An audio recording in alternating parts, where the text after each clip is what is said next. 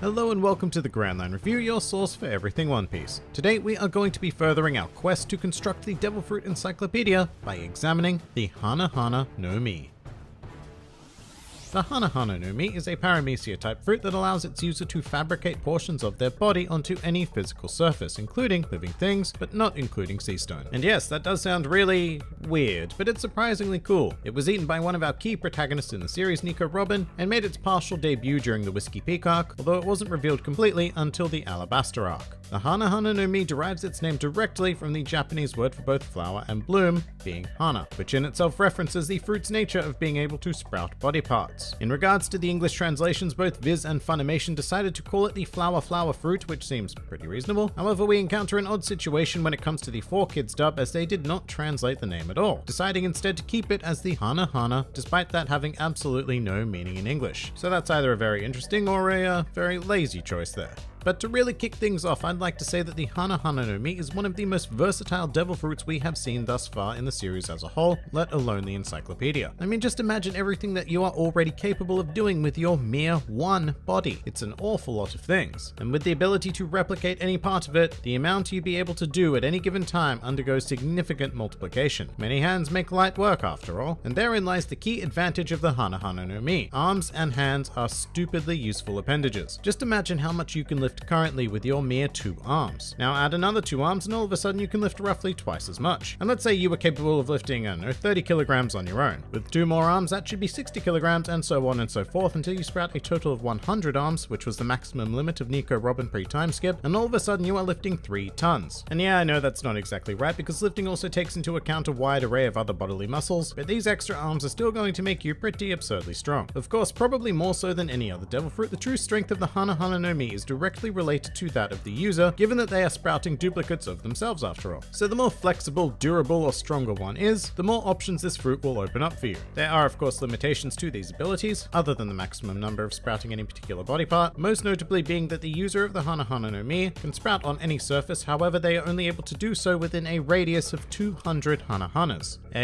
Another fictional unit of measurement invented by Oda to dodge questions. But more importantly, it needs to be flagged that if these sprouted body parts incur damage in any way, then that will be felt directly by the ability user. So the more bits you sprout, the more you run the risk of being injured and feeling a ton of pain, particularly in a combat situation. And finally, the user of the fruit appears to need to assume a particular pose when engaging in their sprouting abilities, which leaves their original body quite vulnerable. With all of that in mind, we haven't even begun to explore the extended potential of the Hana Hana no Mi. It's outrageous what you can make out of an assortment of body parts, which includes but is not limited to nets, shields, production lines, weird floating hand thingies, and of course giant limbs cobbled together from smaller ones. And this really is still just all hands and arms. Other body parts are also available, including the ever so helpful legs, the ever sturdy feet, and even your own face. Fun fact actually, Robin was originally supposed to demonstrate a technique called face fleur, where she spawned a second face on the back of Chopper's head, but it was deemed too creepy to publish. Speaking of Robin, we'd be remiss not to acknowledge that she is an extraordinary user of the Hana Hana no Mi, and has been able to push it to the point where she was able to innovate all of the aforementioned techniques, as well as successfully engaging in temporary flight by creating a pair of wings out of replicated arms, and furthermore, post-time skip, Robin is even capable of generating full body clones, which is amazing because they aren't bound to a surface like all of the other demonstrated uses of the fruit. Robin has also figured out how to use the Hana Hana no Mi for combat in the most efficient possible way, focusing on incapacitating enemies long before they have a chance to attack her, using a wide array of wrestling-based moves. But moving on to the potential awakening of this fruit, the Hana Hana no Mi is an interesting one because it's one of the weirder paramecia types. There's a couple of different avenues this fruit could take, the first of which being the idea that the user is able to morph their surroundings into the shape of whatever body part they desire, or even turn portions of the environment into flesh and blood copies of their body parts, as the Hana Hana no Mi already does. It's just an odd one to think about because the defining trait of the fruit is its sprouting. So the other way to think about a potential awakening is giving the user the ability to sprout copies of select portions of their environment, rather than just pieces of their own body. Either way, it would add an incredible layer of diversity to an already versatile fruit. Some other miscellaneous things to consider when becoming a sprouting human.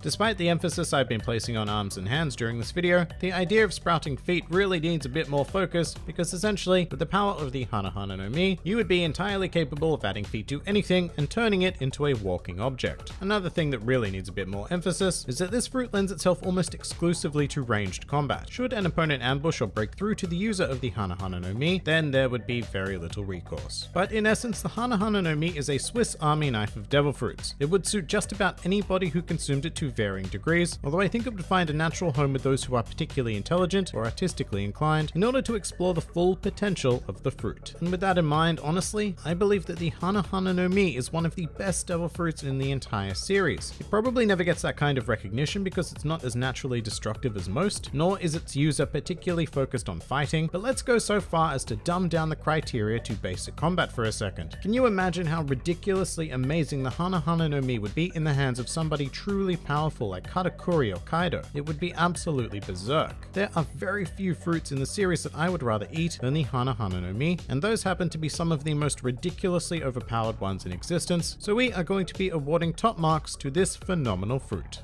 And with that, we are going to commit the Hana Hana no Mi to the Devil Fruit Encyclopedia. Next week, things are going to be getting seriously waxy as we delve into the realm of the Doru Doru no Mi. If you enjoyed this video, then feel free to like, favorite, or subscribe, and if you are in any way keen on supporting this independent channel, then please do check out my Patreon, Discord server, or Twitter, the links to which are in the handy description below. And finally, please do comment with your thoughts on the Hana Hana no Mi. This has been the Grand Line Review, and I'll see you next time.